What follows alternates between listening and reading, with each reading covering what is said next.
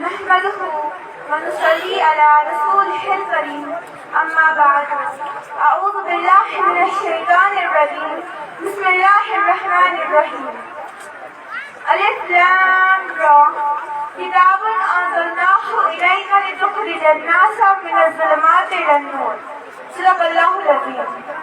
محترم سامعین کرام، اللہ تعالیٰ نے فرمایا کہ اے نبی، ہم نے یہ کتاب آپ پر اس لیے اتاری تاکہ آپ لوگوں کو ظلمتوں سے نکال کر روشنی کی طرف لے آئے. نبی کریم صلی اللہ علیہ وسلم نے فرمایا اللہ اس کتاب کے ذریعے بعض لوگوں کو رفعتیں اور عظمتیں عطا فرماتے ہیں اور بعض لوگوں کو پستی اور ذلتوں کا فیض دیتے ہیں. محترم حضرات، جو سچے دل سے قرآن کو مان گئے، اسے سمجھ کر پڑھا، اس پر عمل کیا، اللہ نے انہیں ایسی بلندیاں عطا کی کہ آسمان و زمین پر ان کی بلندیوں کے درجے ہیں. اللہ نے انہیں ایسی عظمت عطا کی کہ عظمت اور راحت کے بڑے بڑے مدعی ان کے پاؤں کی ٹھوکر بنے. انہوں نے تاج بسترا اور تختی کا اثر اپنے پاؤں تلے رون ڈالا. والا کے بدو تھے، اردو کے چرواہے تھے، لینوں کے گلاکان تھے، علم و حکمت سے خالی تھے، دنیا کی نظروں میں حقیر اور ذلیل تھے.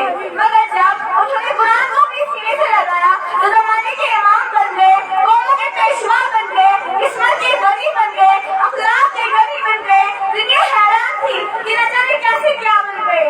ہم نے قرآن کو چھوڑا تو بستی ہمارا مقدر بن گئی، ذلت ہمارا نصیب ٹھہری. کفار ہماری ذلت پر بختیاں کستے ہیں، مذاق اڑاتے ہیں، جان و دفاع اور گمراتے. نبی صلی اللہ علیہ وسلم کی جان سے غلاموں کا کلام کرتے. ایسا کیوں ہوا؟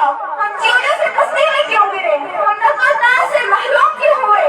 ہم معاشی غلام میں کیوں مبتلا ہیں؟ اس لیے کہ ہم نے قرآن کو چھوڑ دیا.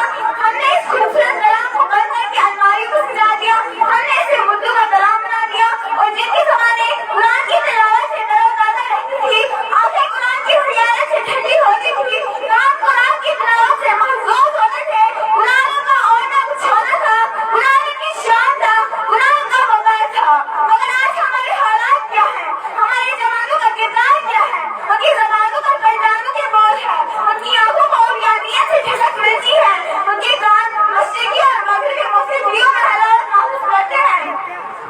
فلم ان کا اوڑھنا بچھونا ہے. ہمارے بچوں کی زبانیں سب سے پہلے گالیوں اور گانوں سے آشنا ہوتی ہیں.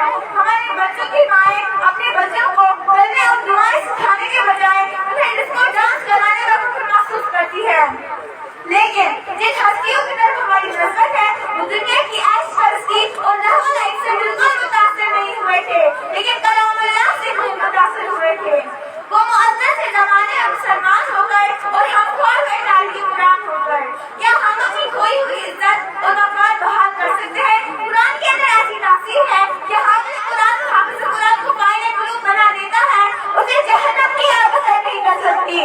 مسلمانوں، قرآن مقدس کو غلط کرنے والے کی قسم، جس معاشرے میں قرآن کی حکمرانی ہوگی وہ معاشرہ بے مثال ہوگا. جس ملک میں قرآن کا نظام ہوگا وہ ملک بے مثال ہوگا. اگر تم بھی بے مثال بننا چاہتے ہو تو قرآن کو اٹھا لو، اسے اپنے سینے سے لگا لو، روح کو جگا لو. للہ قرآن کو پڑھنے، سمجھنے اور حفظ کرنے کے لیے کچھ وقت نکالیے.